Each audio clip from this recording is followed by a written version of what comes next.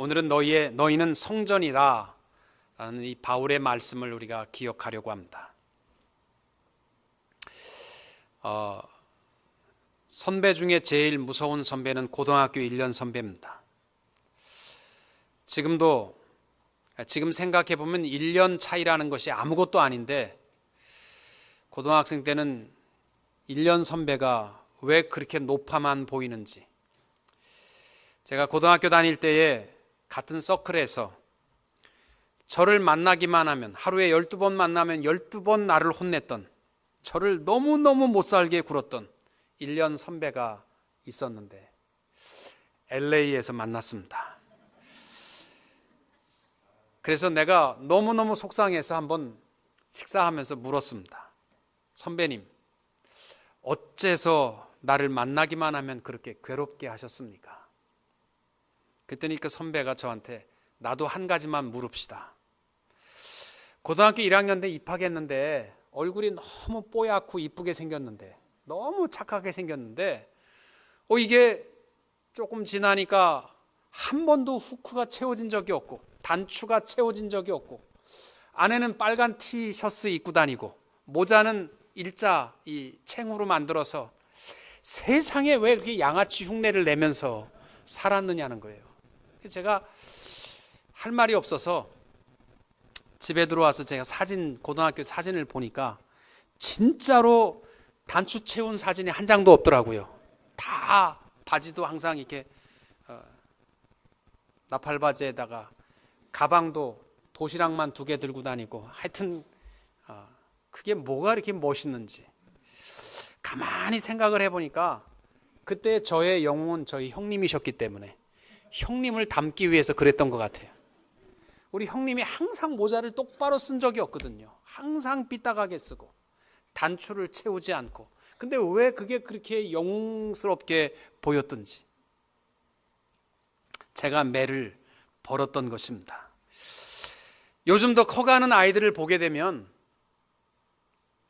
단정한 것만큼 아름다운 것이 없는데 머리도 깎다가 만 것처럼 깎아놓고, 바지도 우리 아들도 학생들 때 보면 뭐 엉덩이에다 걸치고 그렇게 하고 학교를 가려고 그러면 붙잡아다가, 야, 단정한 게 멋있는데 도대체 왜 그렇게 하고 다니느냐, 암만 얘기를 해도 그때는 그게 멋인 줄 알고 그렇게 한다고요. 우리는요, 이게 멋인 줄 알고 이게 인생의 쾌락인 줄 알고 하는데 하나님 앞에 매를 벌고 살아갈 때가 많습니다.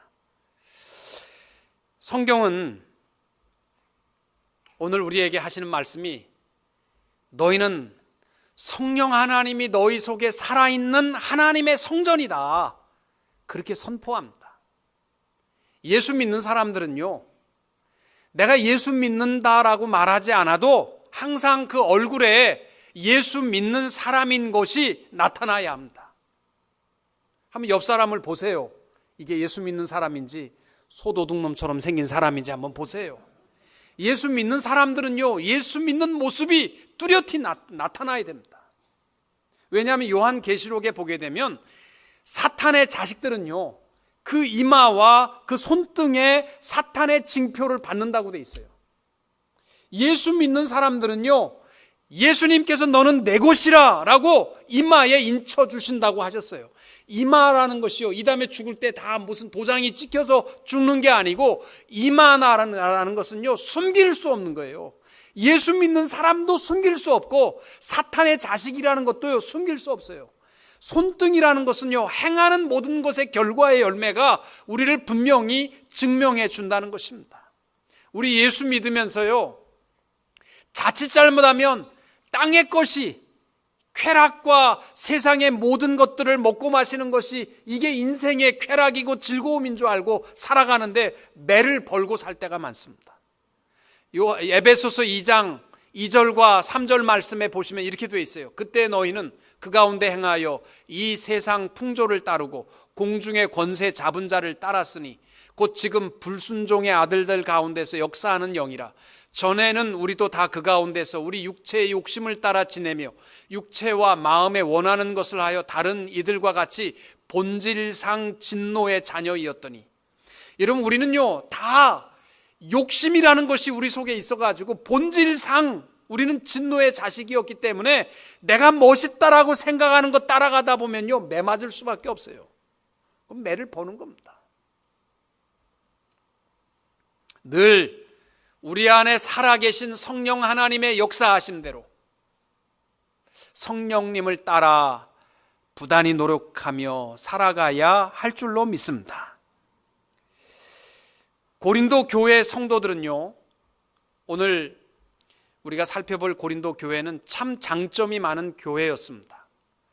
왕족도 와서 살았고 교회 성도가 되었고, 자유인도 와서 성도가 되었고, 또 노예의 삶을 살아가는 사람들도 성도가 되었고, 그 당시에는요, 이 차이가 천차만별이었는데도 예수 안에서 이 모든 사람들이 하나가 되었던 교회가 고린도 교회입니다. 참 대단한 특권과 장점이 있었던 교회입니다.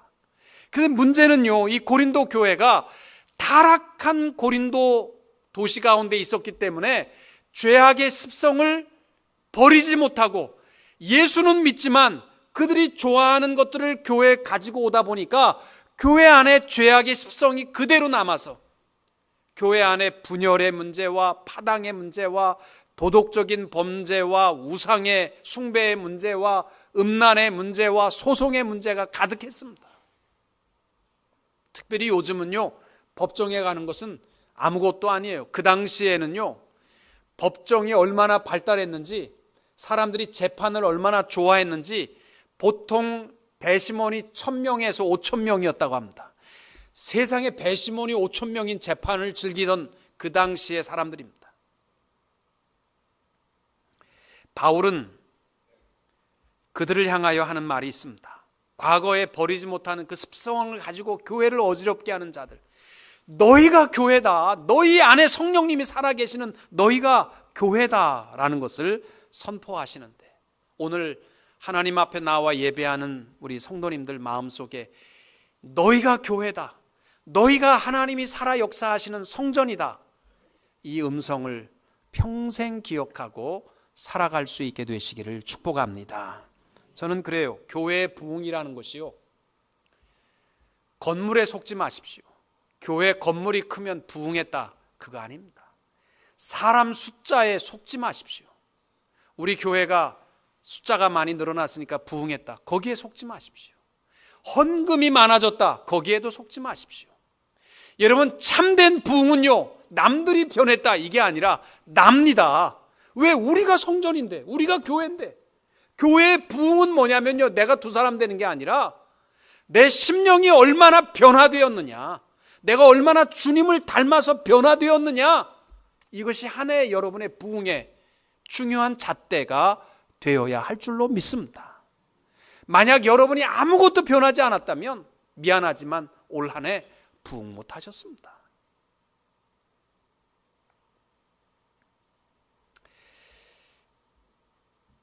미국의 타임즈에 실린 기사에 보면, 이 타임즈 기자가 한국, 일본, 태국, 홍콩, 싱가포르, 필리핀, 이 아시아 국가들을 대상으로 해서 성의식을 조사한 결과 한국 성인 남녀의 혼외 정사 비율이 아시아에서 1등이었습니다.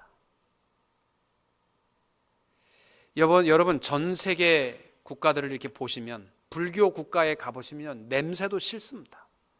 그들의 미개한 삶이요, 정말 형편없습니다. 생각조차도 형편없는 그들,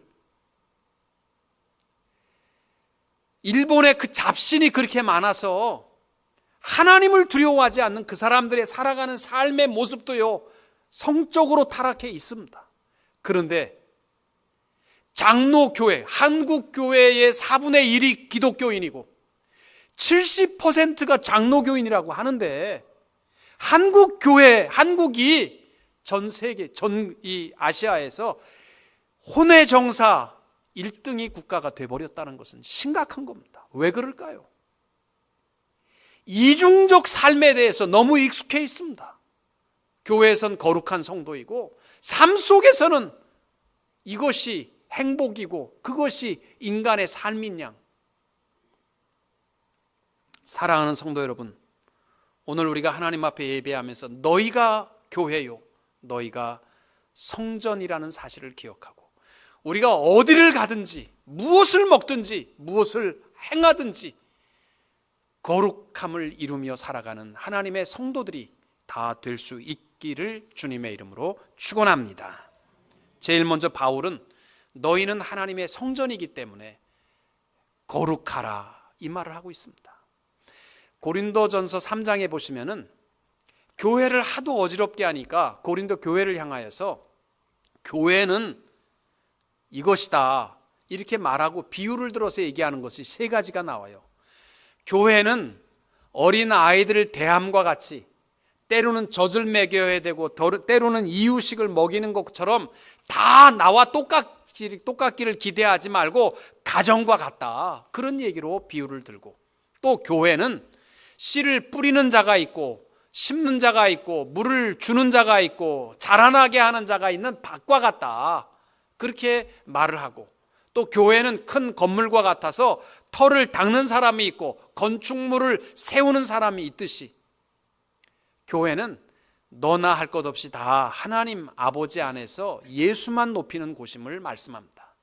그리고 16절 이하에서 우리에게 하는 말씀이 교회는 이렇게 말하지 않고 너희는 교회다 그렇게 말씀합니다. 너희는 너희가 하나님의 성전인 것과 하나님의 성령이 너희 안에 계시는 것을 알지 못하느냐. 너희는 성전이다. 이 성전이라는 말이요, 헬라어로 두 가지 단어가 있습니다. 첫째는 나오스라는 단어가 있어요. 이 말은 무슨 뜻이냐면 성전의 뜰, 영어 성경에 보시면 템플 에리어를 얘기할 때 나오스라는 단어를 씁니다. 그러나 성소, 지성소, 하나님의 임재하심을 나타내는 생추어리를 나타낼 때는 히에론이라는 단어를 쓰는데, 바울이 우리에게 하는 말이 뭐냐면 너희는 성전의 뜰만 왔다 갔다 하는 그러한 자들이 아니라 하나님이 너희 속에 살아 역사하는 히에론, 생추어리다, 그렇게 말씀하는 겁니다. 여러분, 오늘 말씀에도 보시면은요, 성전을 더럽히는 사람들 하나님께서 멸하신답니다. 이스라엘에 가시면은요, 예루살렘에 그 황금 사원이 있습니다. 성지순례를 가시면 예루살렘에 보게 되는 것이 황금 사원입니다. 무슬림, 전 세계의 수십억의 무슬림들이요, 황금 사원에 목숨을 걸었습니다. 이스라엘이요, 자기네 땅 안에 무슬림 사원이 있는데 그걸 못 없앱니다. 거기에 대해서 벽돌 하나만 움직여도요, 수십억의 무슬림들이요 목숨 걸고 싸우려고 합니다. 이스라엘도 그 황금 사원이 있는 곳이 예루살렘 성전이 있었던 곳이기 때문에 목숨을 걸고 그 땅을 뺏으려고 애를 쓰고 있습니다. 왜 그런지 아십니까? 성전이라고 생각하기 때문에. 유대인들은 그것이 하나님이 살아있는 성전이고, 무슬림들은 그것이 자기들의 알라 신이 살아있는 성전이라고 생각하기 때문에 목숨 걸고 지킨다고요. 미안하지만 그 성전 아닙니다. 건물 아닙니다. 땅 아닙니다. 바울이 오늘 우리에게 말씀하는 성전이 어딨냐면 우리들입니다. 우리들을 더럽히고 추한 모습으로 그냥 방관하면요, 더럽히면 내가 너희를 멸하리라, 이것이 하나님의 음성입니다. 내가 성전인 것을 기억하고 거룩하게 지킬 수 있게 되시기를 축복합니다. 여러분, 우리 하나님의 자녀들의 가치는요, 우리가 외모가 출중하거나 우리가 가진 것이 많거나 배운 것이 많아서 우리가 평가받는 자들이 아니라 우리 안에 성령 하나님이 살아계시기 때문에 우리는 천하를 주고도 바꿀 수 없는 가치 있는 하나님의 자녀가 된 줄로 믿습니다. 사람의 가치는요, 그 안에 무엇이 담겨 있느냐에 달려 있습니다. 우리 교회에서도 어떤 총각에게 중매를 쓰면서 아가씨를 소개했더니 보고 와서 어때? 그랬더니 목사님 외모가 조금, 그래서 야, 외모는 아무것도 아니야. 그 안에 무엇이 담겨 있느냐, 이것부터 외모부터 얘기해야지. 장가가고 시집갈 사람은 외모부터 따지면 그건 안 된다. 그 안에 무엇이 담겨 있느냐, 이게 중요하다. 여러분, 큰 집이 부러우십니까? 만약 큰 집에 도둑놈, 사기꾼, 사람 죽이는 살인자들이 그 안에 가득하다면 여러분, 그 집이 정말 부러운 집이겠습니까? 아니잖아요. 초가 삼간이라도 사랑이 있고 서로 위로가 있고 서로 안아주고 서로 격려하는 그 사람들이 사는 곳이요, 그게 홀리랜드입니다.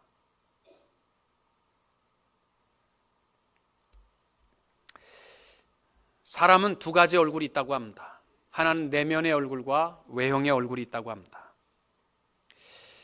이 많은 여인들이요, 외적인 얼굴에 인생에 목숨을 걸고 어떻게 하든지 예쁘게 한번 꾸며보려고 별걸 다 사갖고 발라보시는데, 우리 집사람도 새벽 예배 올 때마다 아침마다 나는 5분 더 자고 가면 더 좋겠구만, 일어나서 막 바르면 제가 일어날 때마다 여보 줄거도 소용없어, 제가 암만 그렇게 얘기합니다. 그런데 화장법의 가장 기본이 뭔지 아십니까? 고민하고 괴롭고 막 절망스러우면요, 암만 비싼 화장품을 발라도 다 뜨게 돼 있습니다. 화장의 가장 기본법이 뭐냐면 마음의 평안입니다. 마음이 행복하고 편안하면요, 뭘 안 발라도 이쁘게 돼 있어요. 내면의 얼굴이 이뻐야 외면의 얼굴이 이쁘게 돼 있다는 거예요. 속에는 악한 것으로 가득하면서 앞만 꾸며봐야 누가 봐도요, 그 외면을 보면 흉물이 되어가게 돼 있습니다. 여러분들, 우리 안에 누가 계시냐면 성령 하나님이 계십니다. 그 성령 하나님의 역사하심 속에 살아가면요, 화장품 비싼 거 안 쓰셔도 괜찮습니다.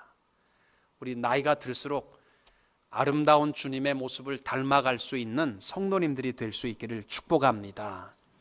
미국에 유명한 이야기가 있잖아요. 한 화가가 한 거지 소년이 와서 배가 고파서 도와달라고 하니까 너 여기 앉아서 그림 그리면 내가 일부를 주마. 그리고 앉혀놓고 그림을 그렸는데 너무너무 멋있는 신사, 양복을 쫙 빼입은 신사를 그렸습니다. 그리고 옆에 고급 차를 하나 그렸습니다. 이게 누굽니까? 네 앞으로의 네 모습이란다. 그래서 이 거지 소년이요, 그 그림을 가슴에 품고 살았다는 겁니다. 지금은 내가 어려워도 내가 장차 이러한 사람이 되겠다. 그렇게 됐다는 거죠. 우리들도요, 우리 안에 지금 내 삶은 부족하지만 내 안에 성령 하나님이 살아계시고 그분이 나를 온전히 변화시켜 나가시는 줄로 믿으시기 바랍니다. 지금은 내 삶이 부족할지라도 주님 닮아갈 수 있는 성도님들이 다 될 수 있기를 축복합니다. 이어서 바울은 성령 하나님이 그 중심에 살아있는 성전이 되려면 좀 더 구체적으로 두 가지를 명령합니다. 18절 이하에 보면은 스스로 자신을 속이지 말라. 성령 하나님의 사람의 특성입니다. 또 하나는 세상에서 어리석은 사람이 되라. 이 두 가지입니다. 여러분, 우리가 내 마음대로 살아간다면요, 이중적인 인격이 될 수 있습니다. 그러나 내 안에 성령 하나님이 살아계시면 스스로 속이지 마십시오. 이 스스로 속인다라는 말은 현재 명령어 동사입니다. 이 말은 뭐냐면 성령의 사람이라는 것은 옛날에 내가 주님을 만날 때 한 바퀴의 눈물을 흘리고 회개하고 내 안에 성령님이 살아 계셨다.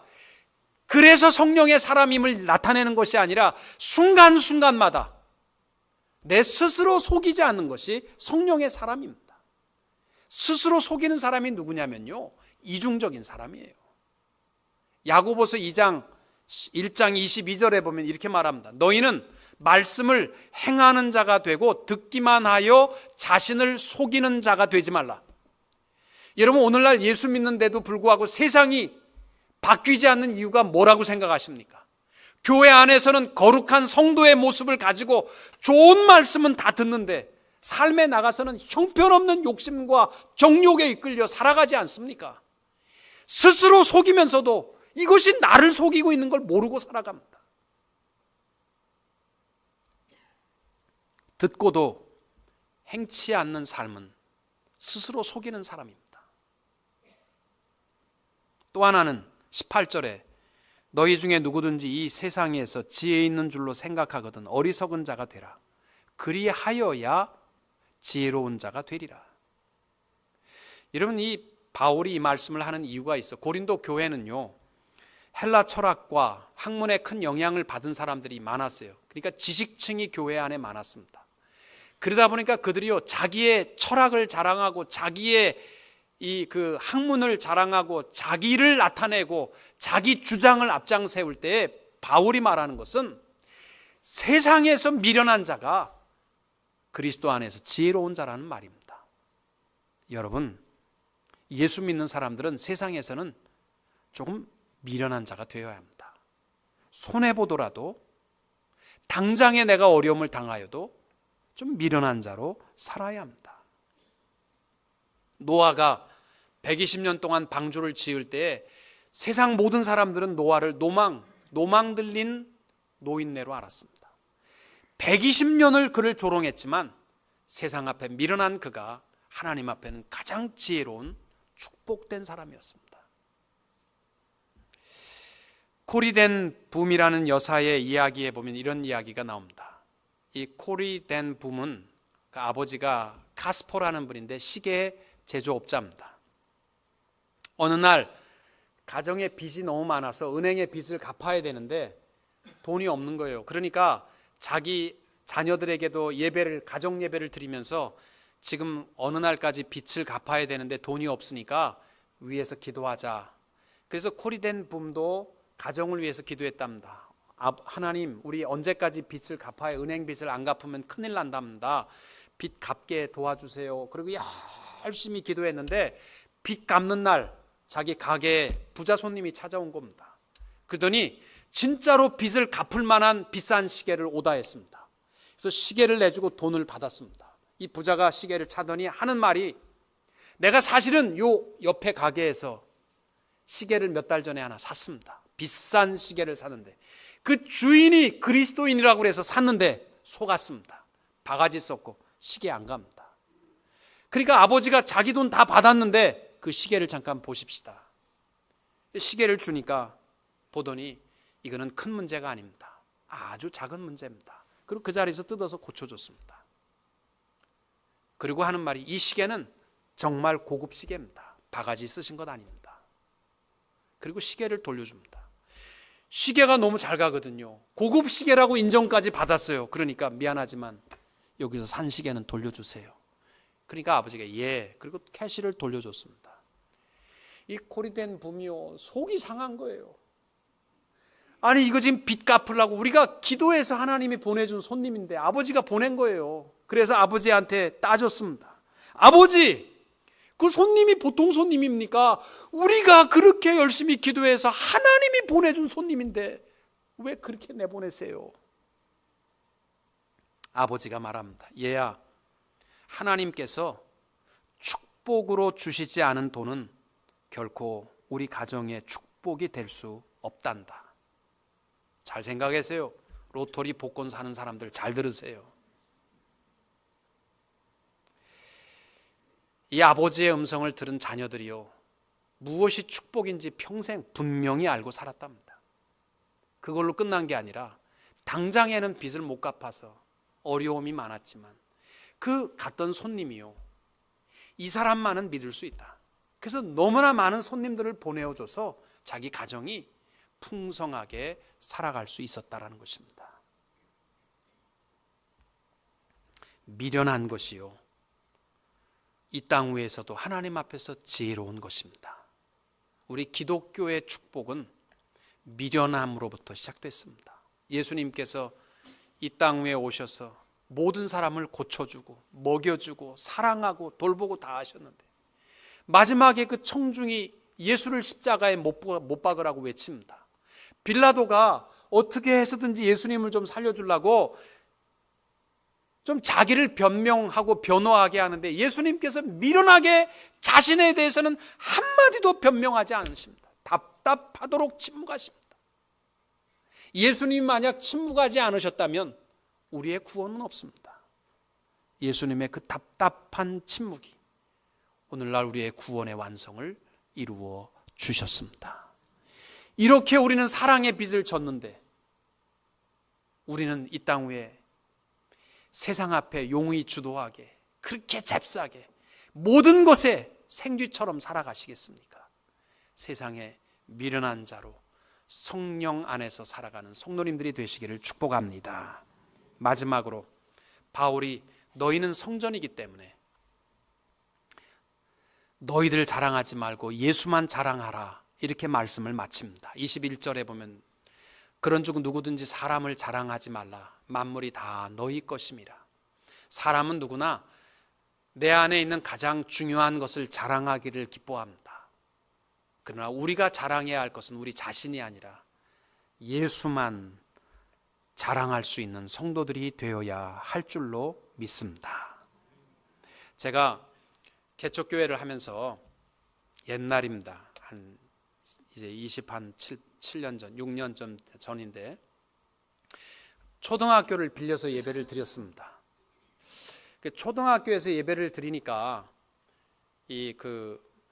목사가 아침 일찍 가서 강대상을 내놓고 또 의자를 다 강대상에다가 의자를 피고 또 교회 현수막을 교회 철조망에다 이렇게 걸었습니다. 처음에는 제가요 너무 신나게 이 철조망에다가 교회 현수막이 조금 더 구겨지지 않도록 당당하게 걸리기 위해서 막 고무줄로 당겨가지고 잘 걸었습니다. 그런데 사람이 이 현수막을 보고 좀 들어올 줄 알았는데 아무도 안 오는 거예요. 그리고 시간이 지나니까 일이 귀찮아지더라고요. 이거 걸어봐야 사람들 오지도 않고 맨날 그 사람들인데. 그래가지고 대충 그냥 구겨져도 그냥 보고 오는 사람 하나도 없는데 그렇게 거는데 딱 걸고 돌아서는데 내 마음에 하나님의 음성이 들리더라고요. 너 대충 할래? 나도 대충 하마.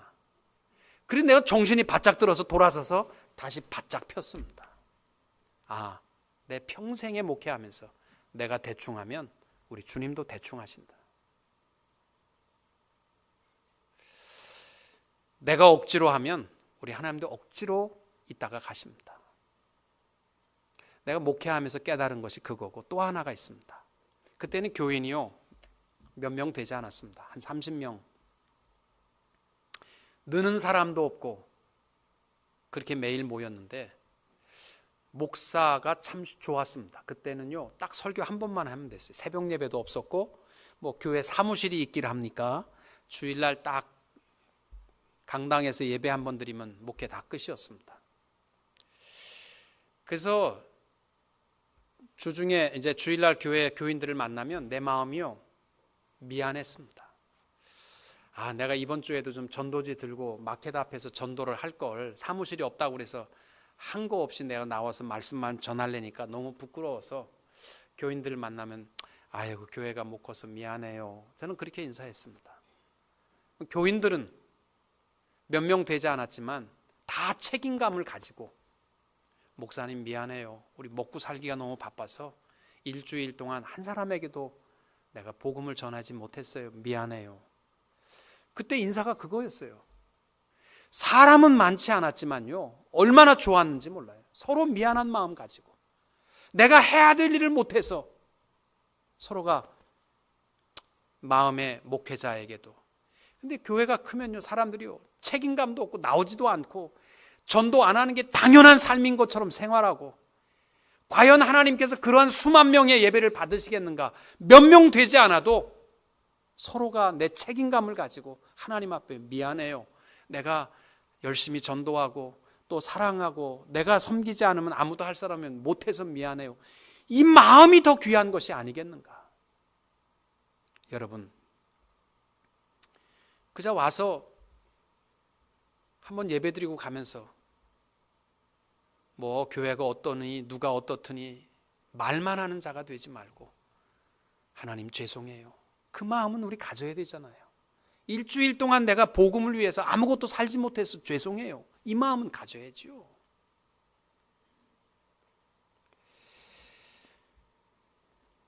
몇 년 전에 제가 기독교 신문에 보니까 한국교회 이정재 장로님이라는 분의 기사가 실렸습니다. 그분이 주식회사를 영성을 운영하는 회장님이셨는데 마지막 은퇴하면서 900억 자기의 전 재산을 사회복지 사업에 헌납했습니다.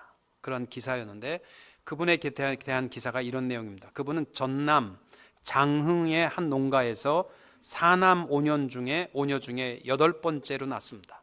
그리고 목포 중학교를 마치고 서울에 무작정 상경했습니다. 남산 굴속에서 담요 몇 장 깔고 생활하면서 검정고시를 공부해서 서울대학을 마치고 인공감리료 제조업을 시작했습니다.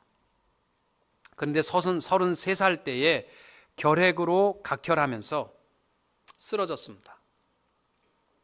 병원의 의사가 자기를 진단하더니 가능성이 없다라고 했습니다. 그는 마지막 서대문 시립결핵병원에서 죽음을 기다리면서 목숨 걸고 기도합니다. 주여, 살려만 주신다면 내 남은 여생 결핵 환자를 위해서 내 생애를 다 드리겠습니다. 하나님께서 그 생애를 살려주셨어요. 그래서 이 사람이 살아난 다음부터 매월 200명씩 결핵 환자를 돕습니다. 40년 동안 7만 명을 보살폈고, 그리고 마지막에 자기의 남은 재산을 다 주님 앞에 드리면서 한 말이 너무 멋있습니다. 하나도 아깝지 않습니다. 저는 지금까지 빚을 갚는 기쁨으로 살아왔고 마지막 빚을 갚아 행복합니다. 사랑하는 성도 여러분, 우리가 예배할 수 있고 천국의 소망을 가질 수 있는 것은 우리 안에 성령 하나님이 살아계시는 교회들이 되었기 때문인 줄로 믿습니다. 우리가 성전들로서 무엇을 하든지 부끄럼 없는 자들이 되고 거룩한 자들이 됩시다. 스스로 말씀 생활과 쾌락을 즐기는 이중적 삶으로 속이는 자가 되지 말고 모든 사람 앞에 미련한 자 되어 살아갈 수 있게 되기를 바랍니다. 그리고 평생 동안 사람을 자랑하지 말고 예수만 자랑하며 그리스도의 핏값에 빚진 자로 늘 빚갚는 기쁨으로 살아가는 성도님들이 되시기를 주님의 이름으로 축원합니다. 기도하겠습니다. 여러분, 이 시간 우리 각자 조용한 마음으로 한번 기도하는데요. 너희가 성전이다. 성전을 더럽히는 자는요, 하나님께서 멸하시리라 이렇게 말씀합니다. 여러분, 정말 거룩하게 지키십니까?